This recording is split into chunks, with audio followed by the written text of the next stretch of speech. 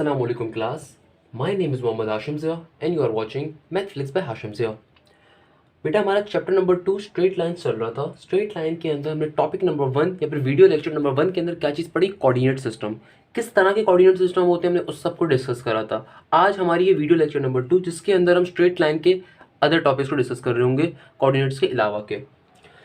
जो पहला टॉपिक मेरे पास वीडियो लेक्चर में आ रहा है वो क्या आ रहा है, मिड पॉइंट। अच्छा बेटा मिड पॉइंट होता क्या है, अगर कोई बंदा मुझसे पूछता है कि मिड पॉइंट फॉर्मूला या मिड पॉइंट है क्या चीज़, आइए समझ लेते हैं।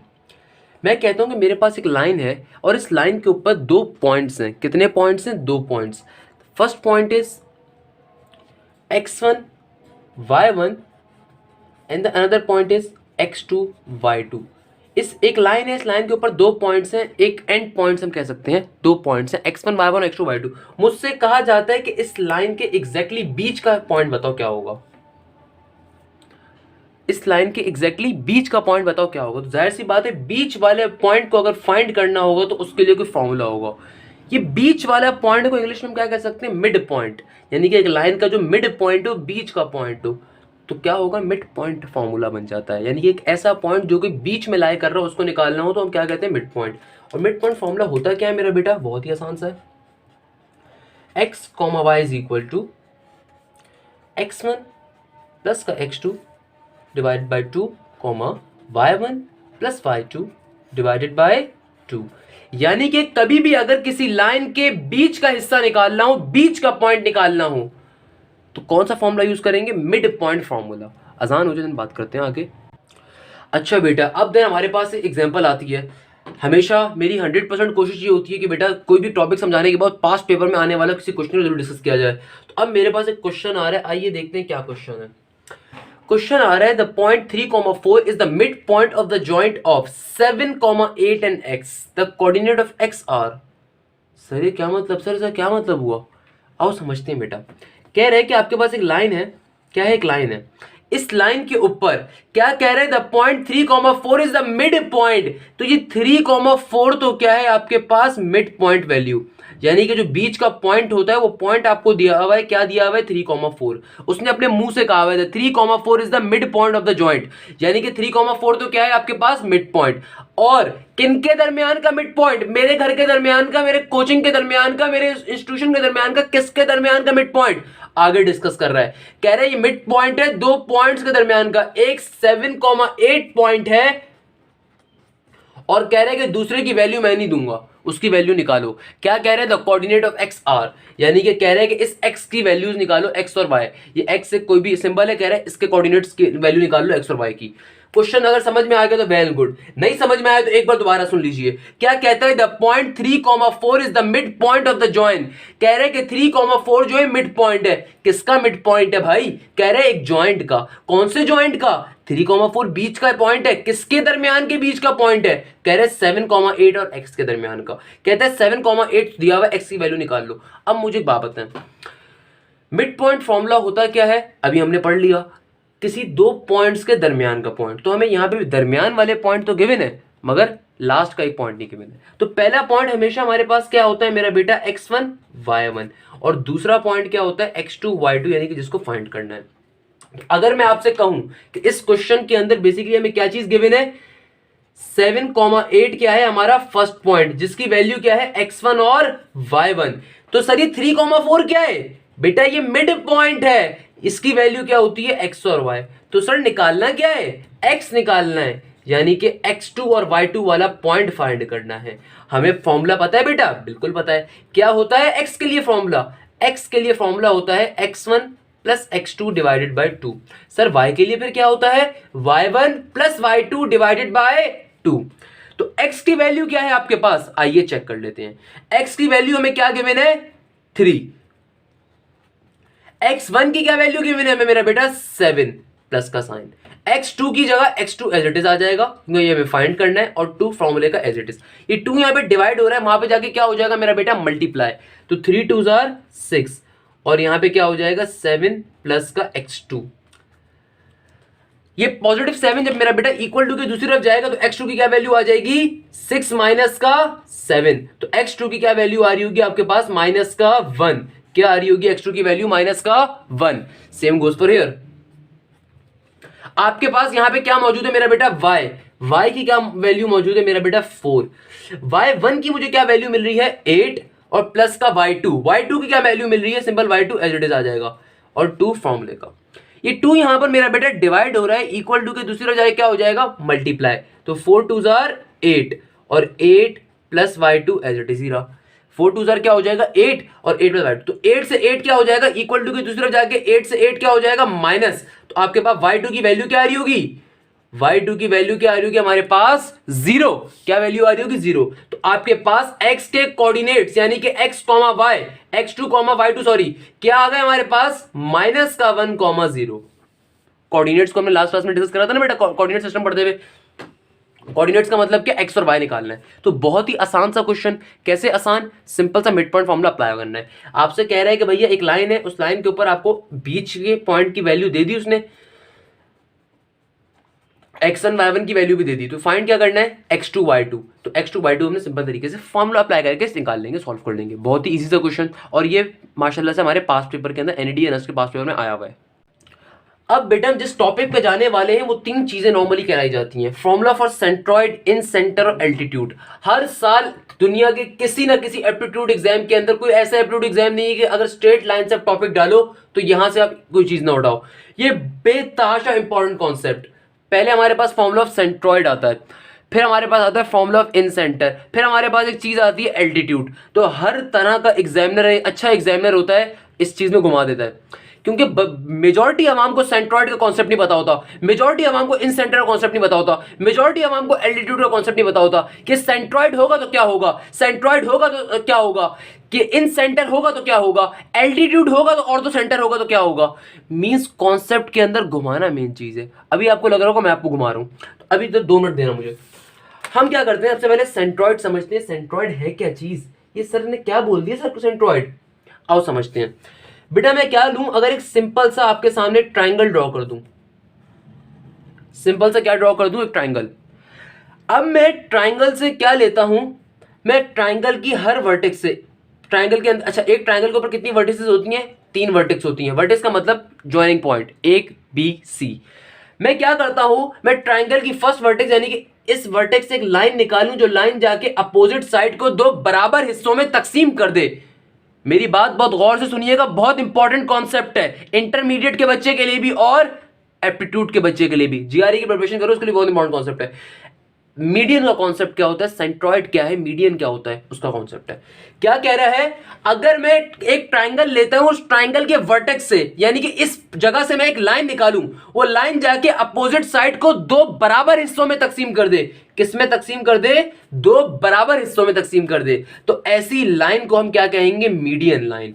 ऐसी लाइन को हम क्या कहेंगे, मीडियन। और चूंकि ये लाइन वर्टेक्स ऑफ ए से निकली थी, तो इसका नाम क्या होगा, मीडियन ऑफ ए। इसका नाम क्या होगा, मीडियन ऑफ ए। मैं इसी बात को अगर यहां पे दोबारा समझा दूं, अगर मैं एक ट्राइंगल लूं सिंपल सा, उसके किसी भी एक वर्टेक्स से, 3 वर्टेक्स होते हैं ट्राइंगल के अंदर, ए बी और सी, उसके एक वर्टेक्स से एक लाइन निकालूं, एक लाइन निकालूं, वो लाइन जो जाके अपोजिट साइड को 2 बराबर हिस्सों में तकसीम कर दे। किस में तकसीम कर दे, 2 बराबर हिस्सों के अंदर। तो ऐसी लाइन को हम क्या कहते हैं, मीडियन। अब क्या कहते हैं, मीडियन। और चूंकि ये लाइन बी के वर्टेक्स से निकली है, तो इसका नाम क्या होगा, median of B. Sir centroid का टॉपिक पढ़ा रहे थे आप, मीडियन आ गया। बेटा उस टॉपिक की लिंक बात है तभी मैं बता रहा हूं, वरना शौक नहीं है मुझे भी। गौर से बात सुनो। अच्छा, और अगर मैं अब बहुत इंपॉर्टेंट बात करने वाला हूं, $1 मिलियन की। क्या कहा मैंने कि अगर मैं किसी भी ट्राइंगल के एक वर्टेक्स से लाइन निकालूं जो अपोजिट साइड को जाके 2 बराबर हिस्सों में तकसीम कर दे, तो क्या बन जाता है वो, मीडियन। क्या बन जाता है वो, मीडियन। और अगर मैं हर ट्राइंगल की हर वर्टेक्स से एक लाइन निकाल दूं, मैंने पहले मीडियन ऑफ ए बनाया, फिर मैंने क्या लेता हूं, मीडियन ऑफ बी लेता हूं, यानी कि इस वर्टेक्स से लाइन निकालता हूं जो अपोजिट साइड को जाके तो बराबर हिस्सों में तकसीम कर देती है। Same goes for here. अब मैं यहां से एक लाइन ले रहा हूं, यहां से एक लाइन ले रहा हूं जो अपोजिट साइड को जाके तो बराबर हिस्सों में तकसीम कर देती है।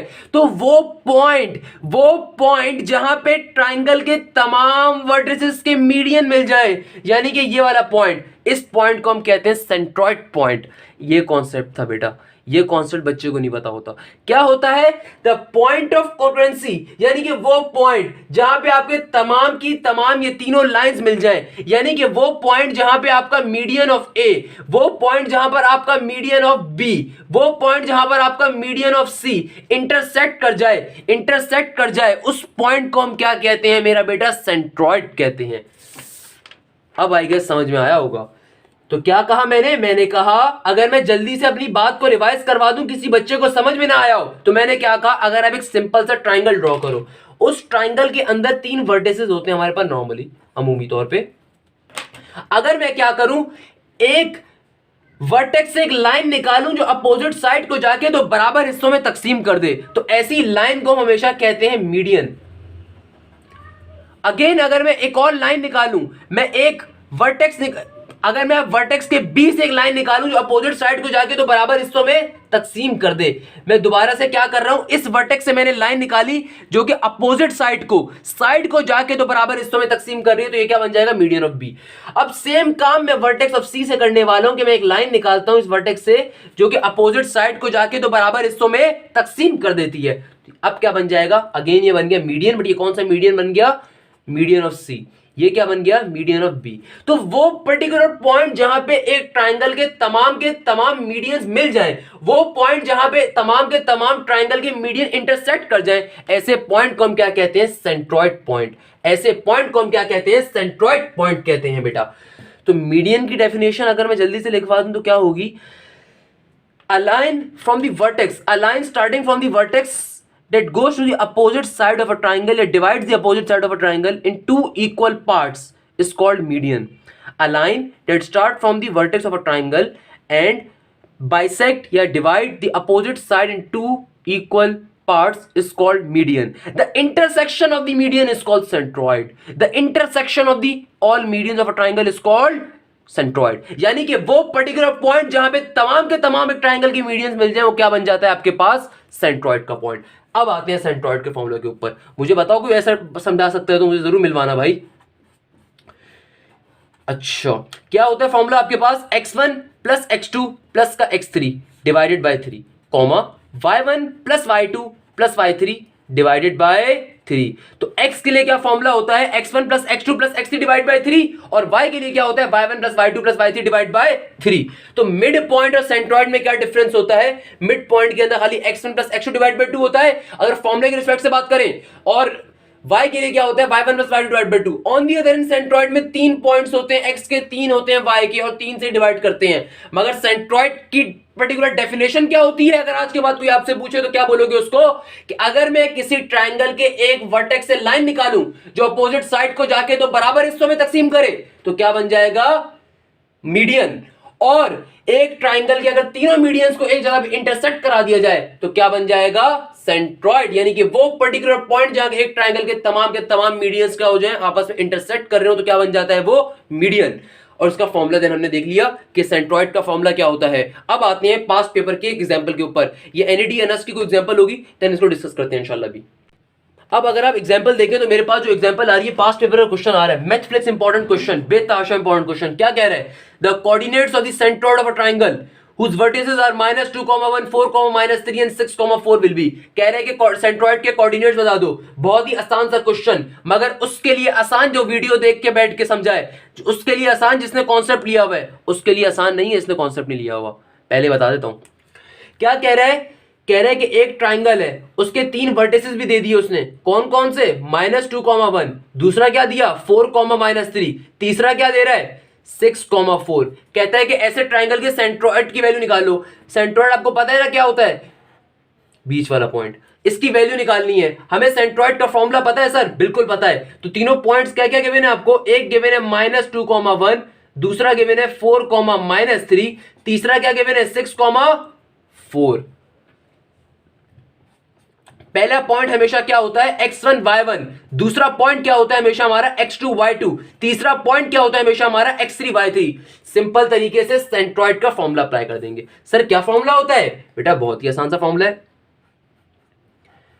x, y is equal to x1 plus x2 plus का x3 डिवाइडेड बाय 3, और y के लिए क्या होता है? y1 plus y2 plus y3 divided by 3। तो अगर x की वैल्यू निकालनी है तो सिर्फ x वाला वैल्यू यूज कर लेते हैं। चलो मैं इधर करवा देता हूं। तो x की वैल्यू निकालने के लिए x के फॉर्मूला को यूज करते हैं, x1 प्लस x2 प्लस का x3 डिवाइडेड बाय 3। x की वैल्यू फाइंड करनी है क्योंकि x कॉमा y क्या है, सेंट्रॉइड है। x1 की वैल्यू क्या आ रही है, माइनस का 2 प्लस का साइन। x2 की वैल्यू क्या आ रही है, 4 का 4। x3 की वैल्यू क्या आ रही है, 6 का 6 डिवाइडेड बाय 3। तो -2 प्लस 4 प्लस का 6, -2 प्लस 4 कितना होता है मेरा बेटा, देखो कैलकुलेटर बगैर सॉल्व करना आना चाहिए आप तमाम लोगों को। ऑल दो एनईडी वाले मम्मी डैडी होते हैं कैलकुलेटर अलाउ होता है, बाकी बच्चे नहीं है भाई। नस में अलाउ नहीं है, आईबी में अलाउ नहीं है, केयू में अलाउ नहीं है, जीआईके में अलाउ नहीं है। तो कैलकुलेटर के बगैर भी सॉल्व करना आना चाहिए। मम्मी डैडी ना बनो, कैलकुलेटर के बगैर सॉल्व करने की प्रैक्टिस होनी चाहिए। -2 प्लस 4 क्या होता है बेटा, -2 प्लस 4 पॉजिटिव 2 और 2 प्लस 6 क्या होता है 8। तो x की वैल्यू क्या आ रही होगी आपके पास, 8 डिवाइडेड बाय 3। अच्छा आगे बढ़ते हैं, फिर y के लिए सॉल्व करेंगे, y की वैल्यू फाइंड कर लेते हैं। y के लिए फॉर्मूला क्या होता है, y1 plus y2 plus y3 divided by 3। तो y की अगर वैल्यू फाइंड करनी है, x y बेसिकली है क्या चीज, सेंट्रॉइड। तो y का फॉर्मूला तभी अप्लाई कर रहे हैं। y1 की वैल्यू क्या है 1, y2 की वैल्यू क्या है माइनस का 3, y3 की वैल्यू क्या है 4 डिवाइड बाय 3। 1 माइनस 3 माइनस का 2 और -2 प्लस 4 पॉजिटिव 2, -2 प्लस 4 पॉजिटिव 2। तो y की वैल्यू क्या आ जाएगी 2 डिवाइड बाय 3, क्या आ जाएगी 2 डिवाइड बाय 3। तो आपके पास बेसिकली सेंट्रॉइड का यहां पर पॉइंट क्या आ रहा होगा, इसको g से भी रिप्रेजेंट करते हैं वैसे। x y की वैल्यू क्या आ रही होगी आपके पास 8 divide by 3 over 2 divided by 3। तो मेरे पास सेंट्रॉइड का पॉइंट क्या आ रहा होगा 8 डिवाइड बाय 3 2 डिवाइडेड बाय 3। और सेंट्रॉइड को g से भी रिप्रेजेंट किया जाता है, सेंट्रॉइड के पॉइंट को। क्लियर है फॉर्मूला ऑफ सेंट्रॉइड का टॉपिक, आई गेस क्लियर होगा इंशाल्लाह। दूसरे टॉपिक के ऊपर आते हैं, क्या टॉपिक है, फॉर्मूला ऑफ इन सेंटर। मैंने अभी आपको बताया, क्या बताया, हर एग्जामिनर दुनिया का कोई भी पेपर होगा, अगर एक एग्जामिनर के पास आइडिया होगा, अच्छा टीचर एग्जामिनर होगा, वो लाजमी इन सेंटर, सेंट्रॉइड और एल्टीट्यूड के ऊपर ब्लैंक दे सकता है, बेतहाशा दे सकता है। और बेतहाशा आती भी है भाई, क्योंकि कॉन्सेप्ट ही ऐसा है, कॉन्सेप्ट ही ऐसा है ना।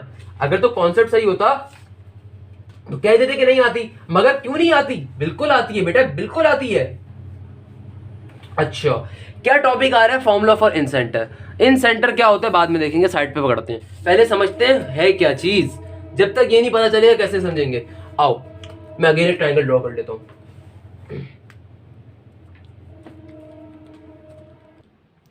अच्छा मैं क्या करता हूं, एक ट्रायंगल ड्रॉ करता हूं, फिर समझते हैं ये इन सेंटर क्या होता है और इन सेंटर के अंदर ये इंटरनल बाइसेक्टर का फैक्टर कैसे आ सकता है। यार ये क्या मजाक है, सेंट्रॉइड का था तो उसके अंदर क्या आ गया, मीडियन आ गया।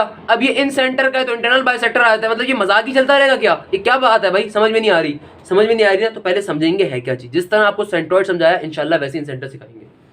अब क्या मैंने किया, मैंने ट्रायंगल बना दिया, सही है ना। अगर मैं सेंट्रॉइड के टॉपिक से अपनी बात को लिंक करूं तो मैंने सेंट्रॉइड के टॉपिक के अंदर बेटा वो क्या पढ़ाया कि कभी भी किसी भी ट्रायंगल से, किसी भी ट्रायंगल के एक वर्टेक्स से आप लाइन सेगमेंट लो, यानी कि लाइन निकालो वर्टेक्स से, वो अपोजिट साइड को जाके अगर तो बराबर हिस्सों में तकसीम करती है तो क्या बनता है, मीडियन।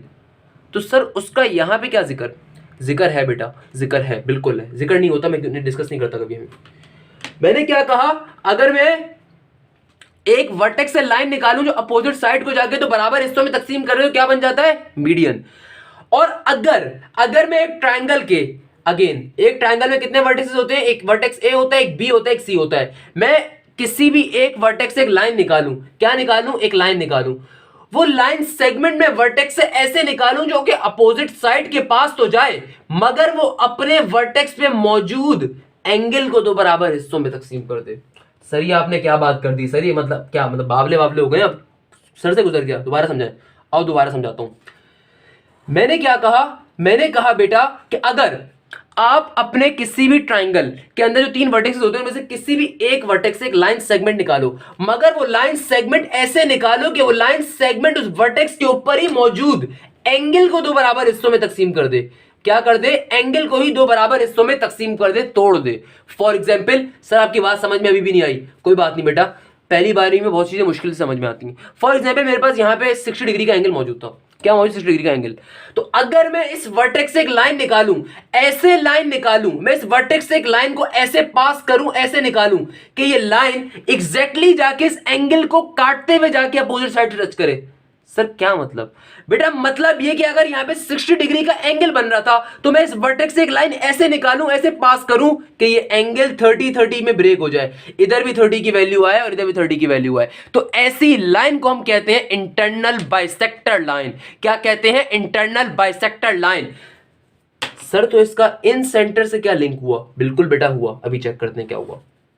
मैं दोबारा अपनी बात रिपीट करता हूं। मैंने क्या कहा, थोड़ी थोड़ी बात अब समझ में आई होगी इंशाल्लाह आपको। मैंने कहा कि मैं अपने वर्टेक्स से एक लाइन निकालता हूं और वो लाइन जाके, मैं अपने वर्टेक्स से एक लाइन निकालता हूं, वो लाइन जाके अपोजिट साइड को हिट तो करे, अपोजिट साइड तक एक लाइन ड्रॉ तो हो रही है, मगर इस कंडीशन के ऊपर हो रही है कि वर्टेक्स के ऊपर जो भी एंगल था वो एंगल दो बराबर हिस्सों में तकसीम हो जाएगा। तो ये क्या कहलाएगा? Internal bisector. और जिस वर्टेक्स से निकलेगा उसका इंटरनल बाइसेक्टर होगा। तो इसकी वैल्यू क्या हो जाएगी? इंटरनल बाइसेक्टर ऑफ ए। क्या हो जाएगी? इंटरनल बाइसेक्टर ऑफ ए।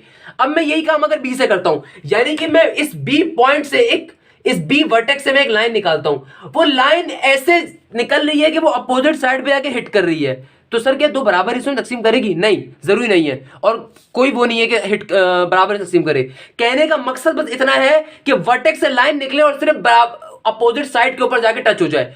अब बराबर हिस्सों में तकसीम होती है नहीं होती है हमारा काम नहीं है जानना। हो सकता है कि किसी अगर इक्विलेटरल ट्रायंगल हो सकता है उसमें हो रही हो सकता है ना हो रही हो, तो उसमें मस्त टेंशन नहीं लेनी। सिर्फ कॉन्सेप्ट क्या है इंटरनल बाइसेक्टर का कि अगर वर्टेक्स से एक लाइन निकले वो अपोजिट साइड के ऊपर जाके टच करे, मगर ऐसे वो वर्टेक्स से लाइन निकल रही हो कि वो अपने वर्टेक्स पे बनने वाले एंगल को तो बराबर हिस्सों में तकसीम कर दे। तो ऐसी लाइन को हम क्या कहेंगे? Internal bisector. और वर्टेक्स बी से निकल रही है तो उसका नाम क्या होगा? Internal bisector of B. Sir आगे समझाएं जरा। तो मैं क्या कहता हूं? मैं ये कहता हूं कि अब मैं अगर, मेरा पेन कहां गया? तो मैं अगर अब ये पॉइंट सी से भी एक लाइन निकालूं, और ये लाइन कैसे निकालूं? इस शर्त के ऊपर निकालूं पॉइंट सी से एक लाइन कि ये लाइन जब जाके अपोजिट साइड के ऊपर हिट करे, कि जब ये लाइन जाके अपोजिट साइड के ऊपर हिट करे तो ऐसे हिट करे कि अपने वर्टेक्स का, जो इसका वर्टेक्स के ऊपर एंगल था, उस एंगल को ये बराबर हिस्सों में तकसीम करते हुए निकली है। यानी कि अपने ही वर्टेक्स के ऊपर जो एंगल मौजूद था उसको काटते हुए निकली है बराबर हिस्सों के अंदर। तो ये क्या कहलाएगा? इंटरनल बाइसेक्टर ऑफ सी। और वो पॉइंट जहां पे ये तीनों के तीनों इंटरनल बाइसेक्टर मिल रहे होंगे, उस पॉइंट को हम कहते हैं इन सेंटर। तभी मैंने इतनी लंबी करी, मुझे कोई शौक नहीं था इस बात पे बच्चों को समझाने के लिए। अक्सर वो पेशतर क्वेश्चन पूछ लिया जाता है, what is the median? Median क्या होता है? चार ऑप्शंस दिए हुए होंगे। क्या होता है मीडियन? ऐसी लाइन जो कि वर्टेक्स से निकले और अपोजिट साइड को जाके तो बराबर हिस्सों में तकसीम कर दो, उसको मीडियन कहते हैं। तो इंटरनल बाइसेक्टर क्या होता है? ऐसी लाइन जो कि वर्टेक्स से निकले और वर्टेक्स में ही मौजूद एंगल को तो बराबर हिस्सों में तकसीम कर दो, उसको हम क्या कहते हैं? Internal bisector. तो सर सेंट्रॉइड क्या होता है? Intersection of the median is called the centroid. तो सर इन सेंटर क्या होता है? Intersection of the internal bisector is called in centre. मेरी आदत है हर चीज को रिवाइज करवाने की, आई गेस समझ में आ गया होगा। अब आते हैं इसको ऊपर, यहां भी फिगर ड्रॉ करके समझा दूं अगर किसी को भी समझ में नहीं आया। अगर मैं बताऊं फॉर्मूला फॉर इन सेंटर, तो क्या होता है इन सेंटर? मैंने क्या समझाया कि आपके पास एक खूबसूरत सा ट्रायंगल अगर मौजूद हो, खूबसूरत ना भी हो तो चलेगा भाई, तो ट्रायंगल मौजूद है, इसके कितने वर्टेक्स होते हैं? 3 वर्टेक्स होते हैं, एक ए होता है, एक बी होता है, एक सी होता है। तो क्या होता है मेरा बेटा इन सेंटर के अंदर? इंटरनल बाइसेक्टर का फैक्टर होता है। इंटरनल बाइसेक्टर सर क्या होता है कि अगर मैं एक लाइन सेगमेंट एक वर्टेक्स से निकालूं, वो लाइन सेगमेंट वर्टेक्स के ऊपर मौजूद एंगल को तो बराबर हिस्सों में तकसीम करते हुए चला जाए। क्या करते हुए चला जाए? एंगल को तो बराबर हिस्सों में तकसीम करते हुए चला जाए। A line segment, तो क्या होती है इंटरनल बाइसेक्टर की definition? A line segment from the vertex to the opposite side of a triangle which bisect the angle, which bisect the angle, bisect का मतलब दो बराबर हिस्सों में तकसीम करना, bisect का मतलब दो बराबर हिस्सों में तकसीम करना, which bisect the angle is called internal bisector। और ये वाला क्या कहलाएगा? इंटरनल बाइसेक्टर ऑफ ए। क्या कहलाएगा? Internal bisector of A. Same goes for here कि मैं बी के वर्टेक्स से लाइन निकालता हूं, वो लाइन जाके अपोजिट साइड को हिट तो कर रही है, मगर कैसे हिट कर रही है कि अपने वर्टेक्स के ऊपर मौजूद एंगल को तो बराबर हिस्सों में कट कर रही है। Same goes from the vertex C कि मैं वर्टेक्स सी से एक लाइन निकालता हूं, वो लाइन जाके अपोजिट साइड के ऊपर टच तो हो रही है, मगर कैसे कि अपने ही वर्टेक्स के ऊपर मौजूद एंगल को तो बराबर हिस्सों में तकसीम करते हुए। तो बेसिकली मेरे पास क्या चीज बन जाएगा? क्या बन जाएगा मेरे पास? बेसिकली इंटरनल बाइसेक्टर ऑफ ए आ गया, इंटरनल बाइसेक्टर ऑफ बी आ गया, और इंटरनल बाइसेक्टर ऑफ सी भी आ गया, आई बी ऑफ सी। तो मैं क्या कह सकता हूं? वो पर्टिकुलर पॉइंट जहां पे ये तीनों के तीनों इंटरनल बाइसेक्टर टच हो रहे हैं, वो पर्टिकुलर पॉइंट जहां पे तीनों के तीनों इंटरनल बाइसेक्टर टच हो रहे हैं, इंटरसेक्ट हो रहे हैं, उस पॉइंट को हम क्या कहते हैं? इन सेंटर पॉइंट। उस पॉइंट को हम क्या कहते हैं? इन सेंटर। और इसका फिर फॉर्मूला निकाल रहे होते हैं। तो इंटरनल बाइसेक्टर की क्या डेफिनेशन बन गई मेरा बेटा?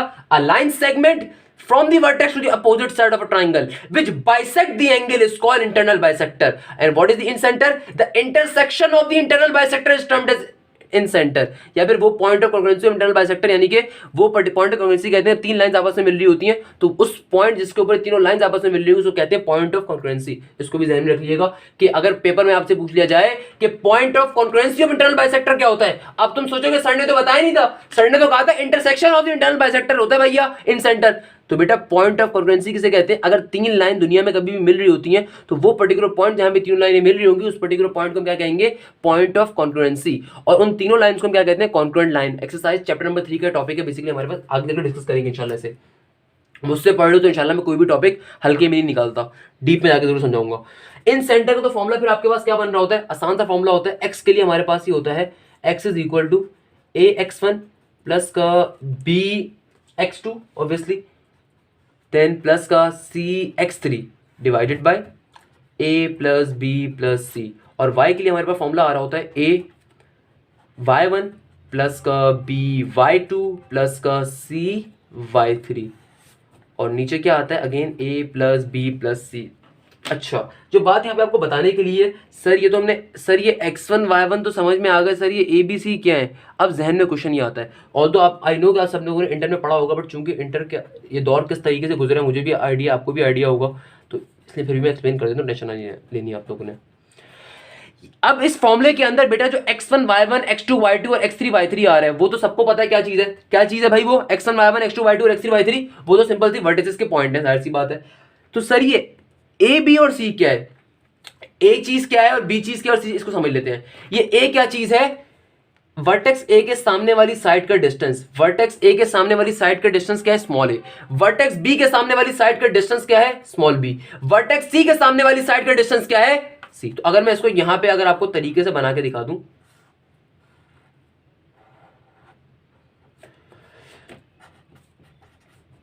वर्टेक्स a के सामने वाली साइड का डिस्टेंस यानी कि इस साइड का वो स्मॉल a है। वर्टेक्स b के सामने वाली साइड का स्मॉल डिस्टेंस क्या है? स्मॉल b है। वर्टेक्स c के सामने वाली साइड का डिस्टेंस क्या है? सी स्मॉल सी है। तो ये ए बी और सी कैसे आएंगे इसको भी सुन लेना। ये ए बी और सी ऐसे आ रहे होंगे बेटा, सबसे पहले वर्टेक्स तो आपको गिवन होंगे, कभी भी क्वेश्चन आएगा आपसे इन सेंटर निकालने के लिए आपको x1 y1 x2 y2 और x3 y3 गिवन होंगे, आपको स्मॉल ए स्मॉल बी और स्मॉल सी हो सकता है ना गिवन हो। तो इनके लिए क्या करेंगे? इनके लिए हम डिस्टेंस फॉर्मूला यूज करेंगे। अगर मुझे स्मॉल ए की वैल्यू निकालनी होगी तो स्मॉल बी क्या है? डिस्टेंस है साइड बी सी का, तो साइड बी को लूंगा, साइड सी को लूंगा और डिस्टेंस फॉर्मूला अप्लाई कर दूंगा। अगर मुझे स्मॉल बी निकालना होगा तो साइड ए और साइड सी का डिस्टेंस निकाल लूंगा। अगर मुझे स्मॉल सी निकालना होगा तो साइड ए और बी का डिस्टेंस निकाल लूंगा। तो मैंने अभी तक क्या बात करी उसको रिवाइज करवा देता हूं। Formula for the in centre के अंदर कुछ भी नहीं होता। इन सेंटर होता क्या है? इंटरसेक्शंस या फिर पॉइंट ऑफ कॉन्ग्रुएंसी अगर आपके पास मिल जाए इंटरनल बाइसेक्टर्स का। इंटरनल बाइसेक्टर क्या होता है? अगर मैं वर्टेक्स एक लाइन निकालूं जो कि वर्टेक्स के ऊपर मौजूद एंगल को जो बराबर हिस्सों में तकसीम कर दे, तो ऐसी हम पर्टिकुलर लाइन को कहते हैं इंटरनल बाइसेक्टर। और तीन अगर इंटरनल बाइसेक्टर एक ही पॉइंट के ऊपर मिल रहे हो तो वो आपको पर्टिकुलर पॉइंट कहलाता है इन सेंटर का पॉइंट। उसका फॉर्मूला ये रहा A X one plus B X two plus C X three या फिर A Y one plus B Y two plus C Y three. यहाँ पे जो ए बी और सी आ रही होती है डिस्टेंसेस होते हैं वर्टेक्सेस के अपोजिट साइड्स के, और x one y one x two y two और एक्स थ्री वाई थ्री हमारे पास सिंपल से वर्टेक्सेस की वैल्यूज होती हैं, यानी कि value x one y one. I guess यहाँ तक की बात क्लियर होगी। अब यहाँ पे एक टॉपिक और है जो कि इंटर का बच्चा भी पढ़ता है, ओ लेवल्स वाला तो माशाल्लाह से पढ़ के ही आ रहा होता है। इंटर का बच्चा वो टॉपिक कहाँ पढ़ रहा होता है उसको कोई टॉपिक का नाम नहीं है, मतलब वो टॉपिक क्या है? वो एल्टीट्यूड का टॉपिक होता है। आई गेस आप में से कुछ बच्चों को शायद मालूम हो, कुछ बच्चों को हो सकता है ना मालूम हो एल्टीट्यूड का टॉपिक। इसका कोई पर्टिकुलर फॉर्मूला नहीं है मगर इसका कॉन्सेप्ट बहुत इंपॉर्टेंट है और बहुत अच्छा कॉन्सेप्ट है। अगर इंटर के बच्चे जहन में सोच रहे कि आपने कहाँ पढ़ा है तो मैं आपको याद दिला देता हूँ। एक्सरसाइज 2.5 के क्वेश्चन नंबर 15 या क्वेश्चन नंबर 16 के अंदर हम इक्वेशन ऑफ अ लाइन कुछ क्वेश्चन सॉल्व कर रहे होते हैं, वहां पे टॉपिक यूज होता है और बहुत से टीचर्स उसे पढ़ाए बगैर निकल जाते हैं। मगर अगर आपने सेंट्रॉइड का टॉपिक पढ़ा, आपने इन सेंटर टॉपिक पढ़ा, आपने ये टॉपिक नहीं पढ़ा तो आपने अपने साथ ज्यादती करी है। कैसे? क्योंकि सारा काम वही है। और दुनिया का कोई भी अच्छा से अच्छा एग्जाम हो, जीआरई का हो, एप्टीट्यूड एग्जाम हो, कहीं का कहीं भी अच्छा मैथ्स का एग्जाम हो रहा हो, वहां पे इन तीनों टॉपिक्स के ऊपर से क्वेश्चन पूछने के बहुत चांसेस होते हैं, क्योंकि कंफ्यूजन बच्चे काफ़ी क्रिएट कर रहे होते हैं इनके अंदर। कैसे और समझते हैं। बट अगर मैं जल्दी से थोड़ा सा रिवाइज करवा दूं, एक जल्दी से एक रिव्यू दे दूं कि सेंट्रॉइड और इंटरनल बाइसेक्टर, उसका रीजन क्या होती है बेटा, चूंकि हम ऑनलाइन मीडियम के अंदर है। ऑनलाइन मीडियम के अंदर होता क्या है भैया कि ऑनलाइन मीडियम के अंदर क्या, मुझे नहीं पता मेरे सामने जो बंदा बैठा है वो समझ आ रहा नहीं यार, तो मेरी अपनी तरफ से 100% कोशिश होती है मेरे बेटे को समझ में आए, मेरे बच्चे को समझ में आए। तो मेरी तरफ से ये 100% कोशिश है and I am trying my best, और मैं उसके लिए बहुत मेहनत कर रहा हूँ। मुझे यकीन है आप उसको कहीं ना कहीं ज़रूर एक्नॉलेज करते होगे इंशाल्लाह। तो मेरा कहने का मकसद क्या है, जब हम इस टॉपिक को पढ़ते हैं तो ये टॉपिक बहुत इंपॉर्टेंट टॉपिक है, क्योंकि ये तीन चीज़ें होती हैं, सेंट्रॉइड, इंटरनल बाइसेक्टर और एल्टीट्यूड, सेंट्रॉइड इन सेंट्रॉइड एल्टीट्यूड। सेंट्रॉइड के बारे में मैंने आपको क्या बताया कि वर्टेक्स से एक लाइन निकले और अपोजिट साइड को जाके तो बराबर हिस्सों में तकसीम कर दे, बाइसेक्ट कर दे, मिड पॉइंट क्रिएट कर दे, तो क्या बन जाएगा, मीडियन। सर ये आपने मिड पॉइंट वाला लफ्ज का यूज करा बेटा, बाइसेक्ट का मतलब क्या होता है, दो बराबर हिस्सों में तकसीम करने का मतलब क्या है, वो लाइन जाके एग्जैक्टली मिड पॉइंट के ऊपर एक्ट कर रही होगी। ये कॉन्सेप्ट याद रख लीजिएगा, बट नहीं मेरी कोशिश थी मैं इसको लास्ट में बताता अपनी वीडियो के। मैंने क्या कहा अभी, मैंने कहा सेंट्रॉइड क्या होता है कि अगर मैं, सेंट्रॉइड क्या होता है कि अगर मैं एक लाइन लूं, सेंट्रॉइड क्या होता है बेटा कि अगर मैं वर्टेक्स से एक लाइन निकालूं, वो लाइन जाके अपोजिट साइड के ऊपर, अपोजिट साइड को तो बराबर हिस्सों में तकसीम कर दे, तो क्या बन जाएगा आपका मीडियन। और इस मीडियन को या मीडियन की इंटरसेक्शन का हम क्या कह रहे होते हैं, सेंट्रॉइड। यानी कि एक ट्राइंगल के ऊपर अगर उसके तमाम मीडियंस एक ही पॉइंट के ऊपर मिल रहे हो, तो उस पर्टिकुलर पॉइंट का नाम क्या होता है, सेंट्रॉइड पॉइंट होता है। क्या होता है, सेंट्रॉइड पॉइंट होता है। तो सर इंटरनल बाइसेक्टर या इन सेंटर कॉन्सेप्ट क्या था, मैंने क्या पढ़ाया आपको कि ट्राइंगल की एक वर्टेक्स से लाइन निकालूं, वो अपोजिट साइड को जाके टच तो करे, मगर ऐसे कि वो अपने वर्टेक्स के ऊपर मौजूद एंगल को तो बराबर हिस्सों में तकसीम कर दे। अगर ऐसा उसने कर दिया तो क्या बन जाएगा, ये इंटरनल बाइसेक्टर। और intersection of the internal bisector is termed as incentre, incentre. तो अब आते हैं एल्टीट्यूड के टॉपिक की तरफ। इन दोनों चीजों को रिवाइज करवाने के पीछे एक रीजन थी। क्या रीजन थी, एज अ टीचर वो आप नहीं समझ सकते, वो मैं जरूर समझ सकता हूं। मैंने एक ट्रायंगल बनाया, मैंने क्या किया, एक ट्रायंगल बनाया। अगर मैं अगेन, इस ट्रायंगल के कितने वर्टेक्सेस होते हैं, 3। अब आपको समझ में आएगी, बार बार जो मैं कह रहा हूँ, दुनिया के हर एग्जाम के अंदर इस टॉपिक से लाजमी पूछ ले सकता है वो, क्योंकि बहुत अच्छा कंफ्यूजन क्रिएट हो जाती है। अब जो मैं करने वाला हूँ आपको कंफ्यूजन जरूर होगी कहीं ना कहीं पे। कैसे, मैंने अगेन वर्टेक्स का जिक्र किया, तो जाहिर सी बात है यहाँ पे भी कोई ना कोई फनकारी है।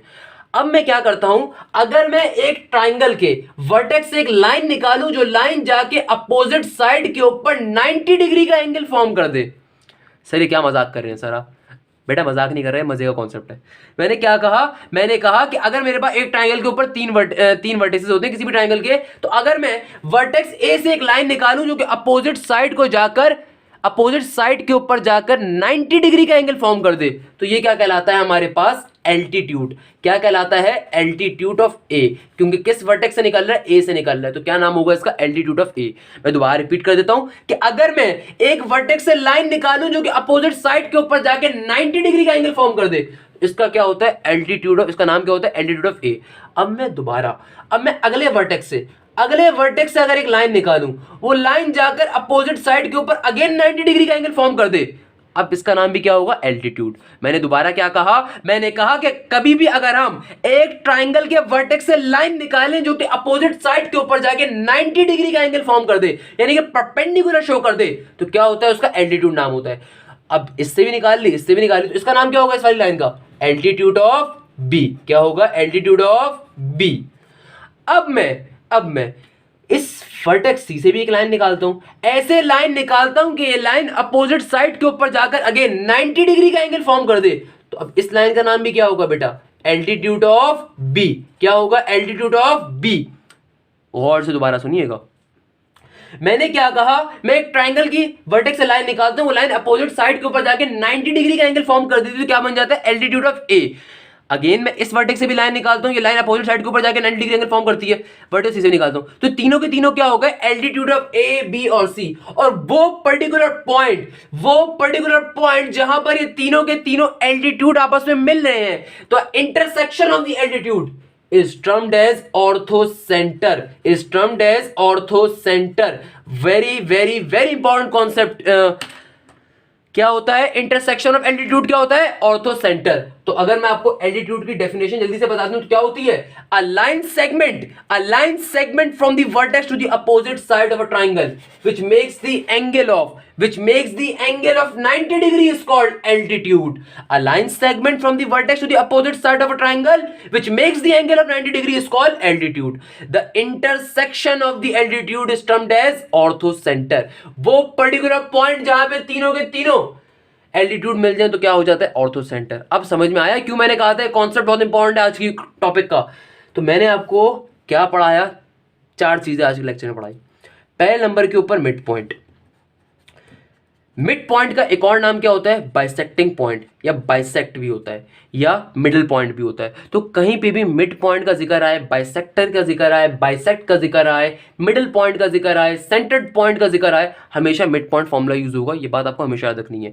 मैं एक बात अपने कोचिंग के स्टूडेंट्स को हमेशा कहता हूं, जब मैं ग्रुप कोचिंग पढ़ा रहा होता हूं या फिर मैं पर्टिकुलर इंस्टीट्यूट्स के अंदर टीचिंग कर रहा होता हूं अल्हम्दुलिल्लाह, तो मैं एक बात अपने स्टूडेंट को जरूर बताता हूं अपनी फर्स्ट वीडियो के अंदर, अपनी फर्स्ट लेक्चर के अंदर, सॉरी जो भी मेरा लेक्चर होता है एप्टीट्यूड का या फिर इंटरमीडिएट मैथ्स का, मैं हमेशा अपने स्टूडेंट से कहता हूं कि बेटा देखो, इंटर की जो किताबें हैं, इन किताबों के अंदर या दुनिया की कोई भी मैथ्स की किताब हो, अगर उनके अंदर किसी पर्टिकुलर फॉर्मूले की हिंट गिवन होगी तो वहां पे फॉर्मूला लाजमी यूज होगा. क्योंकि बहुत बार एग्जामिनर फॉर्मूले को अपने नाम से नहीं पूछता बल्कि किसी और चीज से पूछ लेता है.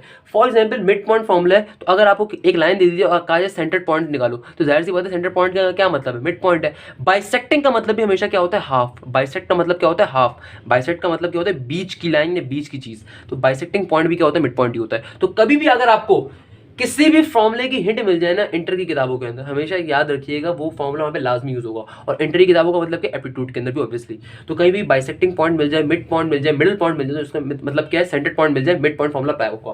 पहली चीज हमने ये पढ़ी आज. देन हमने 3 बहुत इंपॉर्टेंट कॉन्सेप्ट्स पढ़े जो कि मैं 100% कहता हूँ कि एनईडी हो गया, नस्ट हो गया, जीआईके हो गया, कराची यूनिवर्सिटी हो गया, फास्ट हो गया, आईबीए साइड हो गया. क्योंकि आईबीए के अंदर भी आपके पास स्लोप्स वाले क्वेश्चन आ रहे होते हैं. तो मैं आईबीए की तैयारी भी करवाता हूँ बच्चों को, इसलिए मुझे आइडिया है. स्लोप्स वाले क्वेश्चन आईबीए के अंदर आते हैं, स्ट्रेट लाइन का टॉपिक, एनालिटिकल ज्योमेट्री का वहाँ पे इन्वॉल्व होता है, तो वहाँ के लिए भी. तो ये 3 जो कॉन्सेप्ट हमने अभी पढ़े ना, सेंट्रॉइड का, इन सेंटर का, and the last one ortho centre का, ये वेरी वेरी वेरी इंपॉर्टेंट. उसके पीछे रीजन क्या थी आपने खुद देखी. तो अगर मैं जल्दी से बताऊं, सेंट्रॉइड क्या होता है, ऐसा intersection of the median. Sir median क्या होता है, मैं वर्टेक्स से एक लाइन निकालूं जो कि अपोजिट साइड को जाके दो बराबर हिस्सों में तकसीम कर दे, बाइसेक्ट करे. क्या करे, बाइसेक्ट कर दे, अपोजिट साइड को जाके दो बराबर हिस्सों में तकसीम कर दे. तो ऐसी लाइन को हम क्या कहते हैं, मीडियन. और intersection of the median basically क्या होता है, सेंट्रॉइड होता है. इन सेंटर क्या होता है, देन अगर मैं वर्टेक्स से एक लाइन निकालूं जो कि अपोजिट साइड को जाके टच तो करे, मगर ऐसे टच करे कि अपने ही वर्टेक्स के ऊपर मौजूद एंगल को दो बराबर हिस्सों में तकसीम कर दे, अपने ही वर्टेक्स के ऊपर मौजूद एंगल को बाइसेक्ट कर दे, यानी कि दो बराबर हिस्सों में तकसीम कर दे. तो ऐसी लाइन को हम क्या कहते हैं, internal bisecting line, internal bisector. और intersection of the internal bisector is termed as incentre. फिर ऑर्थो सेंटर का हमने कॉन्सेप्ट पढ़ा, जो concept obviously O level side तो होता है मगर इतना ऐसे इंटरमीडिएट साइड मौजूद नहीं था, बट थोड़ा बहुत मौजूद है. मैंने आपको इशारा भी दिया किस साइड पे, आप देख सकते हो इसको. एल्टीट्यूड क्या होता है कि अगर मैं वर्टेक्स से एक लाइन निकालूं जो कि अपोजिट साइड को जाके दो बराबर हिस्सों में, नहीं सॉरी, मैं एक वर्टेक्स से एक लाइन निकालूं जो कि अपोजिट साइड के ऊपर जाके 90 डिग्री का एंगल फॉर्म कर दे, उसको हम क्या कहते हैं, एल्टीट्यूड. और इंटरसेक्शन ऑफ द एल्टीट्यूड क्या होता है आपके पास, ऑर्थो सेंटर. क्या होता है, ऑर्थो सेंटर. यहां तक आई गेस मेरा टॉपिक वो क्लियर होगा. आइए जरा एक आध को न्यूमेरिक और पास्ट पेपर क्वेश्चन देखते हैं जो कि बहुत इंपॉर्टेंट है और सेंट्रॉइड से रिलेटेड वाला एक बेतहाशा इंपॉर्टेंट मेरे जहन में क्वेश्चन आया. आइए जरा इसको डिस्कस कर लेते हैं. अच्छा बेटा, अब बस अपने टॉपिक का इख्तिताम करते हैं इस बात के ऊपर, इस क्वेश्चन के ऊपर. ये क्वेश्चन आज के पूरे टॉपिक का निचोड़ है. Very very very important question, नस्ट के अंदर, एनईडी के अंदर बेतहाशा बार पूछे जाने वाला क्वेश्चन. और इस जैसे क्वेश्चन पूछे जाने वाले. क्या कह रहा है, let 2,2, 3,4 and 6,2 be the triangle. कह रहे हैं कि भैया एक ट्राइंगल है आपके पास. क्या कह रहे हैं, क्वेश्चन बहुत इंपॉर्टेंट है, क्वेश्चन बेतहाशा इंपॉर्टेंट. जो कॉन्सेप्ट हमने अभी लिया उस कॉन्सेप्ट को अप्लाई करेंगे. देखिएगा, एक ट्राइंगल दे रहा है, उसकी एक वर्टेक्स दे रहा है ए, एक दे रहा है बी, एक दे रहा है सी. ए वर्टेक्स की वैल्यू आपको दे रहा है 2,2, बी वर्टेक्स की वैल्यू का दे रहा है 3,4, सी वर्टेक्स की वैल्यू का दे रहा है 6,2. मांगा हुआ क्या है, find the distance of median through a. Sir क्या मतलब इसका, मुझे समझ में नहीं आया. टू बी वेरी ऑनेस्ट समझ में नहीं आया. उसने बस मुझे एक लफ्ज समझ में आ गया, मीडियन थ्रू एक है कुछ. तो मीडियन का मतलब क्या होता है, मीडियन थ्रू ए की बात कर रहा है, यानी कि ए के वर्टेक्स से मैं लाइन निकालूं जो लाइन अपोजिट साइड के ऊपर जाके हिट करे ऐसे कि वो अपोजिट साइड को तो बराबर हिस्सों में तकसीम कर दे। तो ये जो मैंने ग्रीन से लाइन ड्रॉ करी, ये लाइन क्या है मेरी, मीडियन थ्रू ए, ये मीडियन ऑफ ए है, ये लाइन क्या है, मीडियन ऑफ ए। और इसके बारे में उसने क्या कहा है, इसका क्या निकालो, इस लाइन का डिस्टेंस निकालो। ये लाइन कितनी लंबी है, तो सर डिस्टेंस तो लास्ट वाली वीडियो का वो था, टॉपिक था, कोई मसले की बात नहीं है बेटा, उसको मिक्स किया हुआ यहाँ पे, कोई मसले की बात नहीं है। क्या कह रहा है, इस लाइन का डिस्टेंस निकालो। ये लाइन कौन सी है, मीडियन ऑफ ए है। मीडियन क्या होता है, ए के वर्टेक्स से लाइन निकले जो कि अपोजिट साइड को जाके तो बराबर हिस्सों में तकसीम कर दे। तो बेटा अगर मुझे निकालना क्या है, डिस्टेंस, क्या लफ्ज आ गया, डिस्टेंस, तो जाहिर सी बात है कौन सा फॉर्मूला यूज होगा यहाँ पे, डिस्टेंस फॉर्मूला। सर मगर डिस्टेंस फॉर्मूला के लिए तो 2 पॉइंट्स होने चाहिए ना, तो बेटा जरा देखें से पॉइंट कैसे कौन से हैं।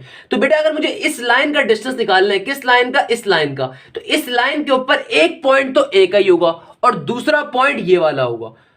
अब मुझे पता नहीं है इसका पॉइंट, उसको मैं क्या कह देता हूं, डी कह देता हूं।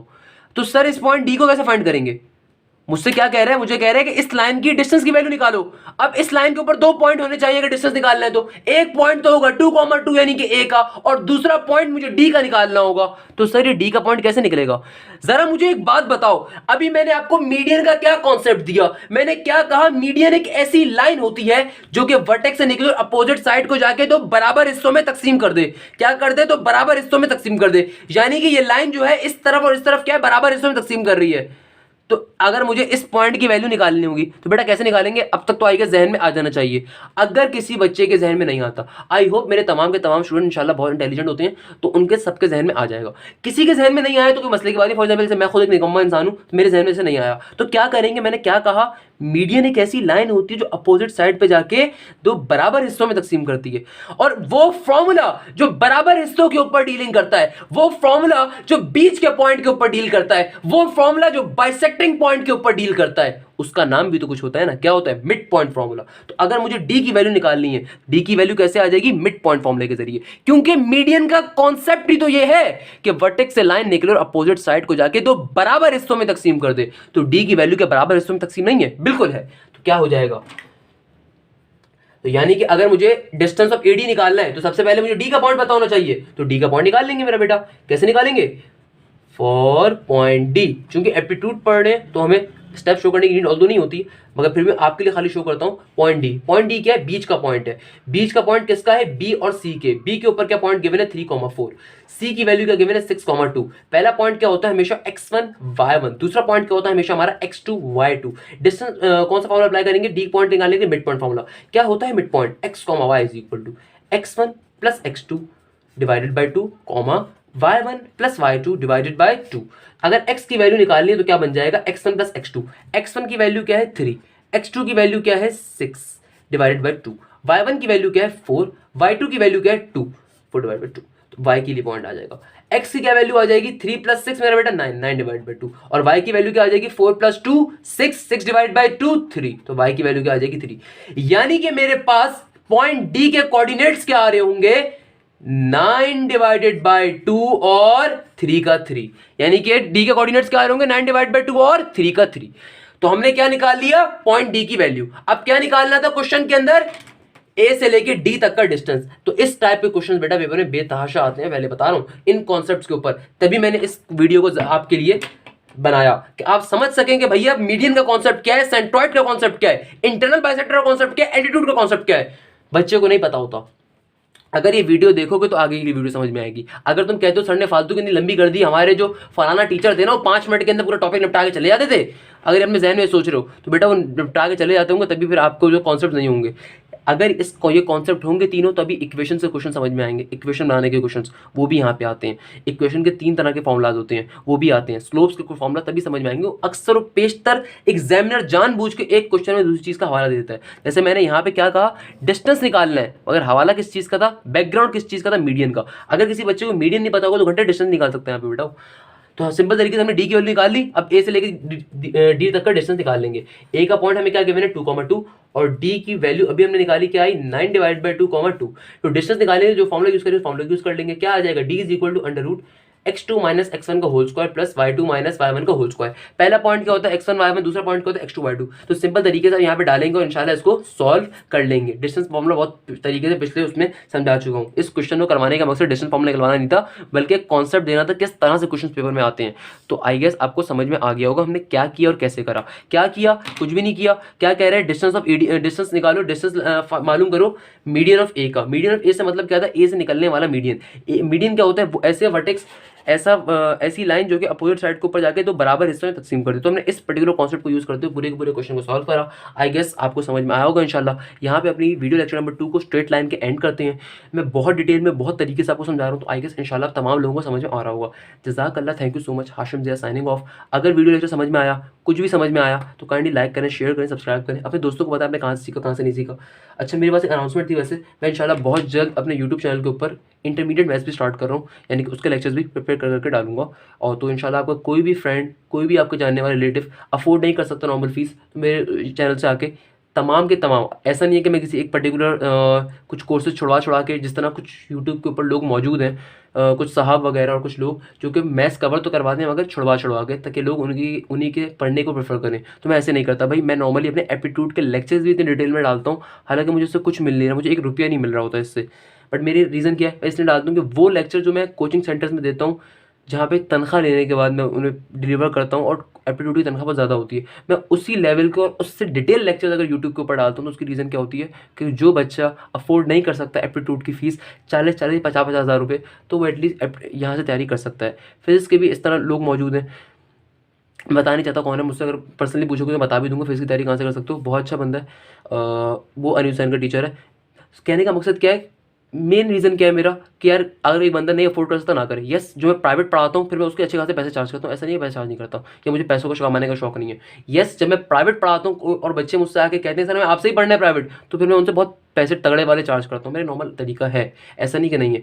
बट यूट्यूब पर डालने की रीज़न क्या होती है, मुझे यहाँ से कुछ मिल नहीं रहा, बट मेन फ़ायदा क्या होता है, एक वो बच्चा जो अफोर्ड नहीं कर सकता उसका भी हक है तालीम।